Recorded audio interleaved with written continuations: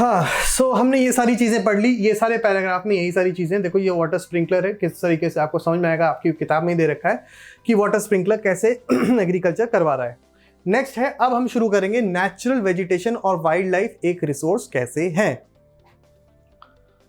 So natural vegetation और wild life कैसे है एक रिसोर्स, उससे पहले हमें समझना पड़ेगा ये नेचुरल वेजिटेशन क्या होता है, ये बायोस्फीयर क्या होता है और ये इकोसिस्टम क्या होता है। सिंपल सी बात है मैंने आपको पहले ही बोला है, नेचुरल वेजिटेशन नाम से उसको समझ लो। नेचुरल वेजिटेशन का मतलब है एक ऐसी प्लांट कम्युनिटी जो खुद पे खुद उग रही है बिना ह्यूमन इंटरफेरेंस के, और वहां पे ह्यूमंस ने बहुत समय तक उसको डिस्टर्ब नहीं किया है। अब सवाल उठता है कि आपके जो घर के सामने लॉन है या स्कूल के सामने जो लॉन है, क्या वो नेचुरल वेजिटेशन का पार्ट है? आंसर है नहीं। क्या जो आप एग्रीकल्चर कर रहे हो क्या वो नेचुरल वेजिटेशन का पार्ट है? आंसर है नहीं।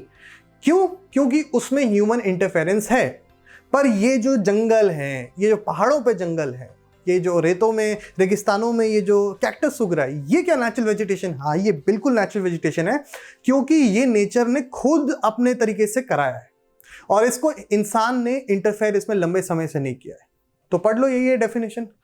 Natural vegetation refers to a plant community which has grown naturally without human aid and has been left undisturbed by human for a long time. आपने उसको अलग अलग करके कर देना है। समझ में आ गया? सिंपल। Next is biosphere. मैं आपको बता दूं, हमारे अर्थ में 3 अलग अलग स्फेयर्स हैं। एक है लिथोस्फेयर, मेरी स्पेलिंग मतलब मेरी राइटिंग थोड़ी सी यार। एक है लिथोस्फेयर, एक है हाइड्रोस्फेयर और एक है एटमॉस्फेयर।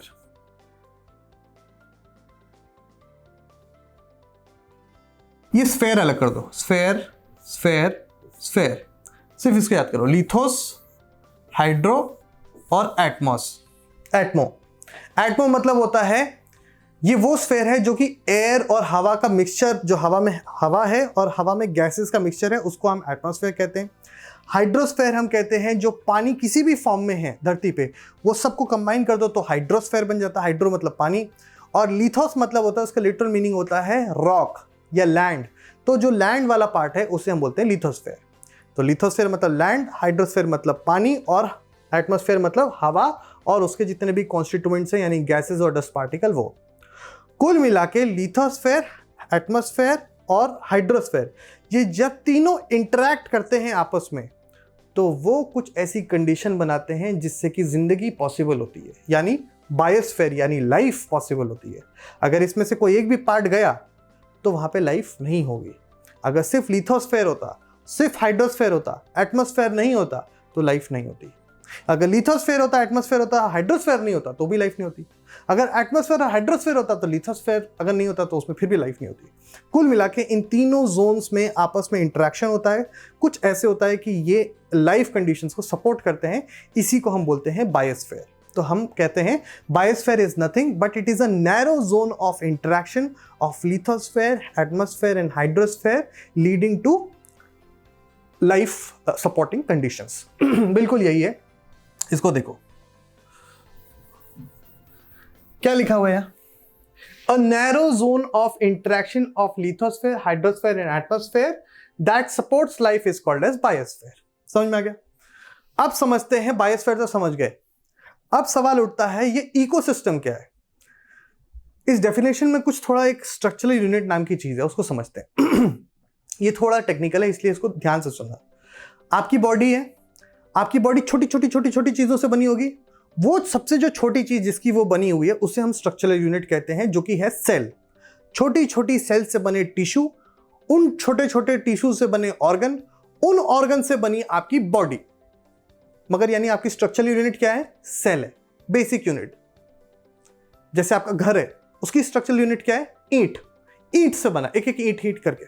वैसे ही बायोस्फीयर की भी एक स्ट्रक्चरल यूनिट है जिसे हम कहते हैं इकोसिस्टम। अब मुझे एक बात बताओ कि ये जो एक इकोसिस्टम, छोड़ इकोसिस्टम को छोड़ दो अभी, अब मुझे एक बात बताओ, क्या ऐसा पॉसिबल है कि कोई भी ऑर्गेनिज्म बिना किसी दूसरे ऑर्गेनिज्म से इंटरैक्ट किए हुए या अपना फिजिकल एनवायरनमेंट से इंटरैक्ट किए हुए वो रह सकता है? नहीं। अपने आप को देख लो, दो तरीके के एनवायरनमेंट होते हैं, एनवायरनमेंट मतलब आपकी surrounding, physical environment, biotic environment. आप अपने आसपास देखो, मेरे आसपास तो ये क्या है, फिजिकल एनवायरनमेंट, यहां और कोई नहीं है, यहां सिर्फ फिजिकल एनवायरनमेंट है, मतलब हवा है, लैंड है, ये फिजिकल एनवायरनमेंट, ऐसी चीज जो आपके उसमें जान नहीं है जिसमें, ये फिजिकल एनवायरनमेंट है। और यहीं पर अगर कोई सर होते, कोई दूसरी फैकल्टी होती, कोई लोग होते, तो वो क्या करते, वो बनते बायोलॉजिकल एनवायरनमेंट, यानी बायोटिक एनवायरनमेंट का पार्ट बनते।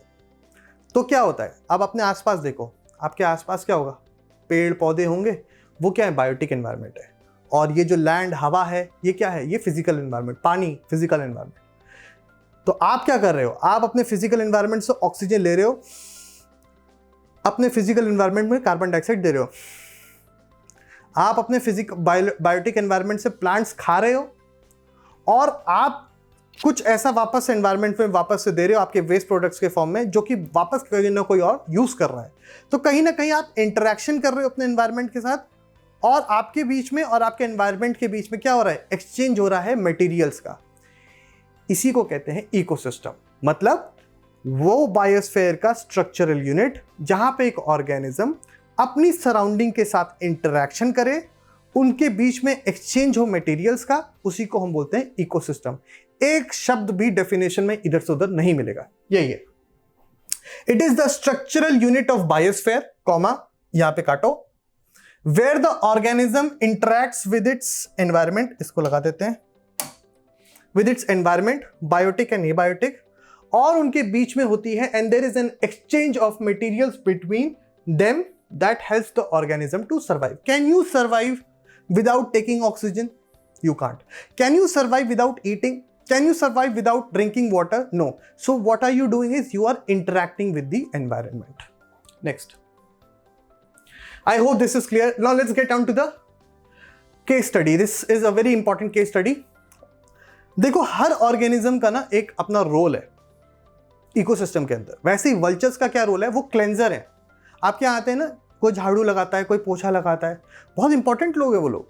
हर इंसान का रोल इंपॉर्टेंट है, मैगी बनाने वाले का भी रोल इंपॉर्टेंट है, जो भैया लोग वेटर खाना लेके आते हैं उनका इंपॉर्टेंट रोल है। किसी इंसान का, किसी जानवर के रोल को आप अंडर एस्टिमेट नहीं कर सकते, सबकी इंपॉर्टेंस। अगर वो काम नहीं करेंगे तो आप अपना काम नहीं कर पाएंगे। बिल्कुल वैसे ही नेचर में भी सबका अपना इंपॉर्टेंट काम होता है। जैसे कि वल्चर का काम है क्लेंजर का, यानी स्कैवेंजर्स का। जब कोई डेड बॉडी मर जाती, जो एनिमल्स मर जाते हैं, तो वो क्या करते हैं, उन एनिमल्स को खाते हैं और एनवायरनमेंट को क्लीन कर देते हैं। इससे उनको खाना मिल जाता है और एनवायरनमेंट क्लीन हो जाता है। तो इंपॉर्टेंट रोल है, ये हमने समझ लिया। हुआ यूं कि कुछ दशक पहले, कुछ डिकेड्स पहले अचानक से वल्चर्स मरने लगे। अगर वल्चर मर जाएंगे तो जाहिर सी बात है, ये एनवायरनमेंट कौन क्लीन करेगा, और फिर दिक्कतें शुरू हो जाएंगी, प्रॉब्लम शुरू हो जाएगी। तो लोगों ने सोचा, यार ये वल्चर मर क्यों रहे। तो उन्होंने क्या किया, वल्चर के मरने का कारण ढूंढा। जैसे वो सीआईडी में वो करते हैं ना, डॉक्टर साड़ू के, वैसे ही उन्होंने वहां क्या किया, पोस्टमार्टम किया और देखने की कोशिश करी कि ये मर क्यों रहे। तब उनको समझ में आया कि इनकी बॉडी में तो डाइक्लोफेनेक नाम की एक दवा मिल रही है। अब डाइक्लोफेनेक हम तो उसके मुंह में डालेंगे नहीं। डाइक्लोफेनेक क्या होता है, ये एक किस्म का पेन किलर होता है। मतलब जब पेन होता है तो उसके लिए पेन किलर दिया जाता है। होता यूं था कि जो लोग हुआ करते थे, वो अपने कैटल्स को, मतलब अपने गाय भैंस को पेन से लड़ने के लिए दवा देते थे, डाइक्लोफेनेक। जब वो मर जाते थे तो उनके ऊपर क्लेंजर का काम कौन करेगा, वल्चर करेंगी। वल्चर उनकी बॉडी खाती थी, तो जो उनके बॉडी के अंदर होता था वो उसको भी मिल जाता था, और वो डाइक्लोफेनेक उन वल्चर की किडनी के ऊपर सीधा अटैक कर रहा था और उनको मर जाना हो रहा था। इसीलिए फिर सरकार क्या आई, बहुत सारे उन्होंने एफर्ट्स लगाए।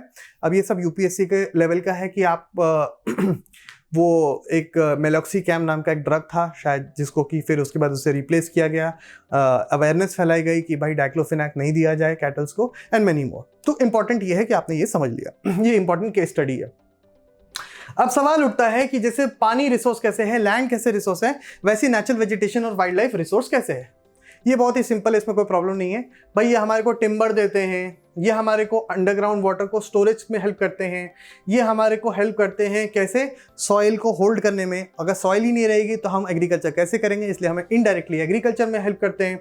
इसके अलावा ये हमें अनकाउंटेबल रिसोर्स प्रोवाइड करते हैं। आपका फर्नीचर, आपकी मेडिसिन, आपके हर्ब्स, सब कुछ किससे आता है, जंगल से ही तो आता है। इनफैक्ट सिंचोना ट्री जो मलेरिया ये जो मेरे ख्याल से आई एम नॉट श्योर कि सिंचोना ट्री किस लिए यूज़ होता है, मेरे ख्याल से मलेरिया के लिए यूज़ होता है। तो वो जो है वो भी हमें किससे मिलता है, जंगल से मिलता है। ऑक्सीजन हमें प्रोवाइड करते हैं, शेल्टर प्रोवाइड करते हैं जानवरों को। इस तरीके से वाइल्ड लाइफ बहुत, नेचुरल वेजिटेशन बहुत सारे इंपॉर्टेंट फंक्शंस परफॉर्म करती है, जिसकी वजह से हम उसको क्या कहते हैं, it is a resource to us. Next, अब सवाल उठता है कि नेचुरल वेजिटेशन तो हमने समझ ली कि कैसे रिसोर्स है, अब हमें ये समझना है कि वाइल्ड लाइफ हमारे लिए रिसोर्स कैसे है। तो जाहिर सी बात है, जैसे मैंने आपको बताया कि वाइल्ड लाइफ में भी हर ऑर्गेनिज्म का अपना एक रोल है। भाई स्कैवेंजर जैसे कि वल्चर थे, वो एनवायरनमेंट को क्लीन करते हैं। इसके अलावा बहुत सारे एनिमल्स हमें डिफरेंट प्रोडक्ट्स देते हैं, जैसे कि आपके पहने हुए जो वूल के कपड़े हैं। आई एम नॉट श्योर कि आप कब इस वीडियो को देखोगे, बट सर्दियों में देखोगे तो आपके जो वूल के कपड़े हैं वो शीप से आते हैं, राइट। इसके अलावा सिल्क, जो सिल्क की शर्ट पहनते हैं तो वो कहाँ से आता है, सिल्क वॉर्म से आता है। इसके अलावा डीकम्पोजर्स हमारे पास हैं, ये माइक्रो ऑर्गेनिज्म होते हैं। जब बॉडी हमारी हो जाती है तो उसके बाद जब स्कैवेंजर्स खा लेते हैं, फिर बॉडी हमारी डीकम्पोजर्स यानी माइक्रो ऑर्गेनिजम्स होते हैं, वो हम हमारी बॉडी पे काम करते हैं और उसके बाद उसको क्या वापस से ऐसा बना देते हैं जो कि वो मिट्टी में हो जाता है, और मिट्टी वापस उसको किस लिए यूज़ करती है, प्लांट्स उसको यूज़ करते हैं अपने ऑर्गेनिक फॉर्म के लिए। इसके अलावा एनिमल्स चाहे बड़े हों या छोटे हों, वो क्या करते हैं, एक इकोसिस्टम का बैलेंस मेंटेन करते हैं। अब ये वाला पॉइंट मैंने ज़्यादा एक्सप्लेन नहीं किया, अब इसको एक्सप्लेनेशन का इसमें कुछ ज़्यादा है नहीं। इंपॉर्टेंट चीज़ ये है कि टाइगर भी इंपॉर्टेंट है, डियर भी इंपॉर्टेंट है, और उसके अलावा जो माइक्रो ऑर्गेनिज्म है वो भी इंपॉर्टेंट है, या घास भी इंपॉर्टेंट है। हम एक ऐसा इकोसिस्टम मान के चलते हैं फूड चेन का। अगर घास खत्म हो गई तो हिरन भी खत्म और शेर भी फिर डायरेक्टली खत्म, इनडायरेक्टली खत्म। क्यों? घास नहीं मिलेगी तो डियर मरेगा, और डियर नहीं रहेगा तो फिर शेर के उसको खाएगा, शेर भी खत्म हो जाएगा। दूसरा केस लेते हैं, अगर डियर चला गया, शेर घास खाता नहीं, शेर चला जाएगा। तीसरे केस में क्या होगा, तीसरे केस में अगर शेर चला गया तो क्या होगा, डियर की जनसंख्या को कंट्रोल करने वाला कोई होगा नहीं, डियर की पॉपुलेशन बहुत ज्यादा बढ़ जाएगी, फिर वो बहुत, जो घास है वो तो लिमिटेड है, वो घास खा जाएंगे, उस एरिया की घास खत्म हो जाएगी, फिर फाइनली क्या होगा वो आपको अच्छे तरीके से पता है। इसलिए हम ये कहते हैं कि हर एक जानवर की इंपॉर्टेंस है, इसीलिए हमें हर जानवरों को प्रेजेंस को एक्नॉलेज करना पड़ेगा। अच्छा, ये वाली स्लाइड वापस से रिपीट हो गई है, इसको हमने ऑलरेडी कर लिया है। इसके बाद डिस्ट्रीब्यूशन ऑफ नेचुरल वेजिटेशन। अब सवाल उठ रहा है कि ये जो नेचुरल वेजिटेशन है, ये जो प्लांट कम्युनिटी अपने आप उग रही है, इसका ये क्या हर जगह एक ही जैसी है या फिर इसमें भी डिफरेंस आता है? दो इंपॉर्टेंट फैक्टर्स है, सिंपल सी बात है, याद करो क्लास 3rd या 4th फोटोसिंथेसिस पढ़ा था ना। क्या चाहिए प्लांट को? 3 चीजें चाहिए अपना खाना बनाने के लिए, और खाने से ही सब जिंदा रहते हैं। भाई उसको कार्बन डाइऑक्साइड चाहिए, उसको पानी चाहिए और उसको सनलाइट चाहिए। ये 3 चीजें मिलती हैं, फोटोसिंथेसिस हो जाता है और वो अपना खाना बना लेते हैं, अपनी एनर्जी रिक्वायरमेंट पूरी कर लेते हैं। और फॉर ऑब्वियस रीजन हम ऑलरेडी समझ चुके हैं कि धरती पे हर जगह एक जैसी सनलाइट, हर एक जगह पानी मौजूद नहीं है।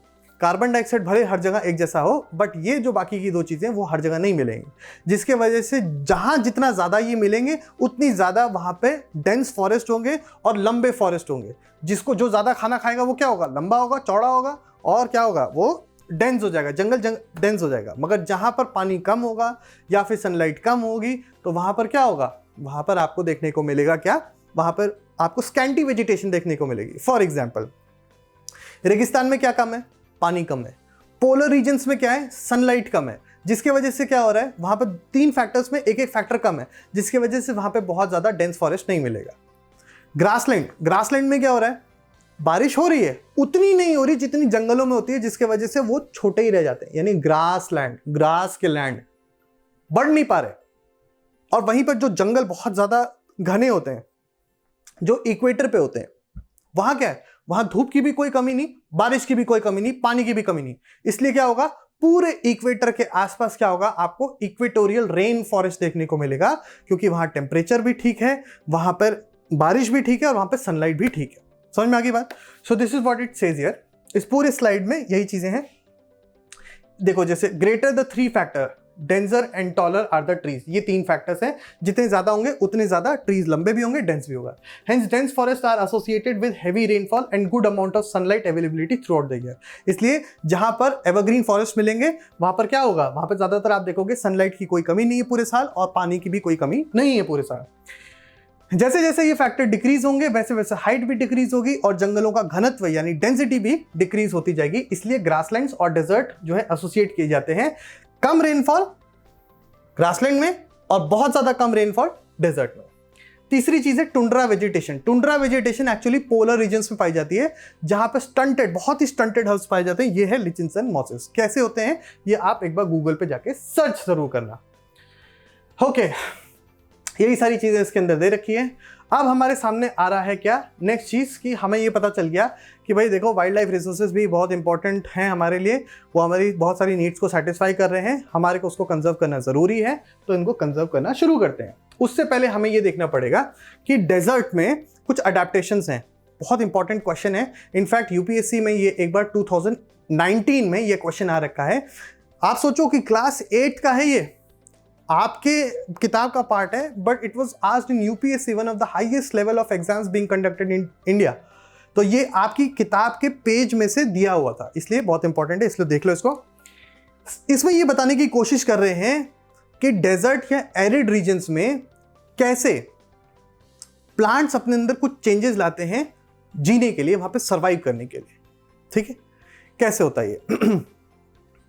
आपने कभी सोचा है ये पेड़ पत्ते एक टाइम पे गिरा क्यों देते हैं? और ट्रॉपिकल रेन फॉरेस्ट में पत्ते क्यों हमेशा एवरग्रीन दिखते हैं कि मतलब यहाँ पे कोई पत्ते झड़ ही नहीं रहे? इसका लॉजिक है, उनको हमारे और आपकी तरह ऐसा नहीं है कि यार कपड़े पुराने हो गए, पत्ते पुराने हो गए, हम नीचे गिरा देते हैं। There is something called as transpiration. The process is known as transpiration. इसमें क्या होता है, लीव्स के में छोटे छोटे पोर्स होते हैं, छेद होते हैं। उन पोर्स पे जब सनलाइट पड़ती है, टेम्परेचर पड़ता है, तो वहां प्लांट में जितना भी एक्सेस वाटर है वो इवापोरेट हो जाता है। इसको बोलते हैं transpiration. The water gets evaporated with the help of sunlight through the pores of leaves. अब जब ऑलरेडी भाई प्लांट्स बहुत स्मार्ट है, प्लांट्स को पता है भाई कि अब सीजन आ गया ठंडी का या उसके बाद आ गया स्प्रिंग का, जब हमें ज्यादा पानी नहीं मिलने वाला।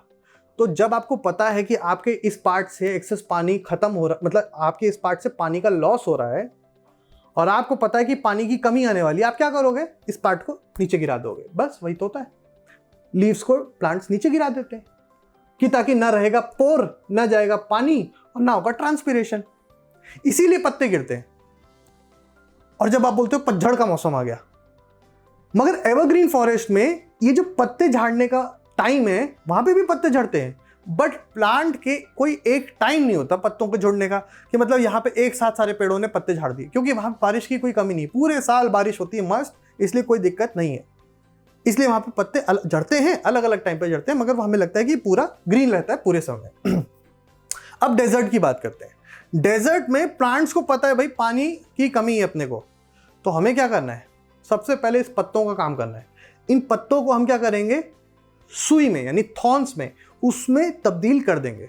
ना रहेगा पत्ता, ना रहेगा पानी का लॉस। समझ में आ गई बात? दूसरी बात देखो, ये जैसे है ना, leaves turn into spine to prevent water loss. Second is waxy coating on the leaves. क्या करते हैं, जैसे आप वैक्स लगाते हो ना उसमें बालों में कि ताकि स्टाइलिंग हो सके, राइट? वैसे क्या होता है कि प्लांट्स में भी ना वैक्स की कोटिंग होती है, हम नहीं लगाते, वो खुद ही की होती है, जिससे कि वो क्या होता है कि पानी का लॉस उतना आसानी से नहीं होता। इसको बोलते हैं waxy coating on the leaves. तीसरा होता है deep roots of the plants. अब हमारे को पता है अंडरग्राउंड वाटर होता है, अब आपको पता है रेगिस्तान में तो ग्राउंड टेबल और नीचे होगा, वाटर टेबल और नीचे होगा, तो वो क्या करते हैं, रूट्स को और नीचे भेजते हैं। तू भाई जा नीचे, नीचे जा और देख पानी है कि नहीं, तो बस वो नीचे भेजते हैं, वो देखते हैं पानी है कि नहीं। ये है तीसरा। चौथा है, अच्छा ये तो एक्सपेक्टेशन, ये तो सारी चीज़ें। इसके अलावा एक और चीज़ होती है जिसे हम बोलते हैं सक्यूलेंट स्टेम्स। सक्यूलेंट स्टेम क्या होता है वो इस यहाँ पे दे नहीं रखा। सक्यूलेंट स्टेम मतलब क्या होता है कि जो स्टेम्स होते हैं ना वो अपने अंदर पानी स्टोर कर लेते हैं। आप इसमें देखो, इसके अंदर ना पानी स्टोर्ड रहता है, इसको बोलते हैं succulent stems. So these are the different adaptations. और यूपीएससी में जो 2019 में क्वेश्चन आया था उसमें ये 3-4 ऐसे करके दे रखे थे, और फिर आपके ऑप्शन में था क्या एक सही है, क्या दो सही है, क्या चारों सही है, या फिर ऐसे करके क्वेश्चन था। आप देखना 2019 में, अगर यकीन ना हो तो। अब सवाल उठता है कि ये जो वाइल्ड लाइफ रिसोर्सेज के ऊपर हमारे थ्रेट्स को हमारे को देखना है कि थ्रेट क्या है, क्या ये नेचुरल है या मैनमेड है। वेल, ये दोनों है, नेचुरल भी है, मैनमेड भी है। सुनामी आती है तो बहुत सारे जानवर भी मरते हैं, हमारे को प्रॉब्लम होती है। सॉइल इरोजन, ये भी क्या है, सॉइल इरोजन क्या होगा तो क्या होगा, ये भी एक नेचुरल रीजन है वाइल्ड लाइफ के थ्रेट का। इसके अलावा ये लैंडस्लाइड्स, इससे भी होता है। अब हमारे को जो मेन देखना है वो ये है कि मैन मेड हमारे कौन कौन से थ्रेट्स हैं। पोचिंग, पोचिंग मतलब ये होता है जब जानवरों को जो है हंटर्स मार देते हैं और फिर उनकी तस्करी की जाती है उनके पार्ट्स की। आप खुद सोचो, आप बाहर गए हो मार्केट में, आपको पकड़ लिया और बोले यार बाल तेरे बड़े अच्छे हैं, काट देते हैं, अच्छा लगे नहीं लगे ना, बिल्कुल वैसे इनको है, मगर ये कुछ बेचारे रिस्पॉन्ड नहीं कर पाते। दूसरा है डिफॉरेस्टेशन। और करते क्यों है, बेवकूफाना रीजन, एब्सोल्यूट नॉनसेंस। जाएंगे इनके सींग जो है ड्राइंग रूम में लगा देंगे, बोलेंगे अरे मिस्टर शर्मा आपका तो बड़ा अच्छा ही है, but this is not the way. आप उसको मार के, बेचारा मस्त चल रहा था, आपने उसको मार के उसके सींग निकाल लिए। अब आते हैं डिफॉरेस्टेशन के ऊपर। अपनी ज़रूरतों को पूरा करने के लिए हम जंगलों को काट रहे हैं, बट ये समझ नहीं रहे कि ज़रूरत तो टेम्परेरी होती है, आपका सर्वाइवल, आपके आने वाली जनरेशन्स आने वाली हैं, उनके लिए आपके पास कुछ नहीं रहेगा। प्लास्टिक एंड अदर पोल्यूशन, जैसे मैंने आपको बताया कि प्लास्टिक पोल्यूशन आप फैलाएंगे, वही प्लास्टिक फिर क्या होगा, बाकी ऑर्गेनिजम्स खाएंगे और उनकी डेथ हो जाएगी। और फिर आपको आगे पता है कि अगर सिस्टम से कोई एक भी ऑर्गेनिज्म गया तो उसके ऊपर डिपेंडेंट वाले जो बाकी ऑर्गेनिजम्स है वो जाएंगे, कहीं ना कहीं लास्ट में ये हमारे डिवास्टेशन का कारण बनेगा। मतलब कोई एक भी गया तो उसका फाइनल रिजल्ट हम ही भुगतेंगे। एक कीड़ा गया तो सारे साइंटिस्ट पागल हो जाते हैं, एनवायरमेंटलिस्ट पागल हो जाते हैं। तो पागल ऐसे नहीं होते, क्योंकि उनको पता है कि उस कीड़े को खाने वाला कोई है, उसको खाने वाला कोई है, उसको खाने वाला कोई चिकन होगा। अगर उसको वो नहीं मिलेगा तो चिकन खत्म, और चिकन नहीं मिलेगा फिर हमारे को पता है कि हमें क्या होगा। ये एक एग्जाम्पल था बताने के लिए कि हर एक ऑर्गेनिज्म स्पीशीज इंपॉर्टेंट है। वी कैन नॉट अफोर्ड कि कोई हमारे यहाँ से नीचे चले जाए। अब सवाल है, ये सब हमने देख लिया है, इसके अंदर केस स्टडी है, बेसिकली बताया हुआ है कि कैसे जंगलों में आग लग रही है, कैसे ये थ्रेट्स हैं, किस तरीके से सुनामी आ रही है, जो जंगल है वो जानवर है वो मर रहे हैं। अब हम नेक्स्ट पे चलते हैं। अब सवाल उठता है कि अब ये तो पता चल गया कि सब कुछ बहुत इंपॉर्टेंट है, हमारे को इनको बचाने की बहुत ज़्यादा ज़रूरत है। तो उसको बचाने के लिए हम क्या कर रहे हैं, उसको बचाने के लिए सरकार अपने लेवल पे काम कर रही है, हमें अपने लेवल पे भी काम करना पड़ेगा। जैसे कि ये एफॉरेस्टेशन, भाई जाहिर बात है डिफॉरेस्टेशन इज अ प्रॉब्लम, क्योंकि जंगल जो है वो शेल्टर है, वो जगह है, घर है किसका, जानवरों का। हमें उसको काटना नहीं, बल्कि अगर काट दिया उसको फिर लगाना पड़ेगा। पोल्यूशन हमारे को स्टॉप करना पड़ेगा, चाहे प्लास्टिक हो चाहे एयर पोल्यूशन हो, क्योंकि उससे बाकी ऑर्गेनिजम्स के ऊपर इफेक्ट पड़ रहा है, जैसे मैंने आपको वो वल्चर वाला एग्जांपल बताया था।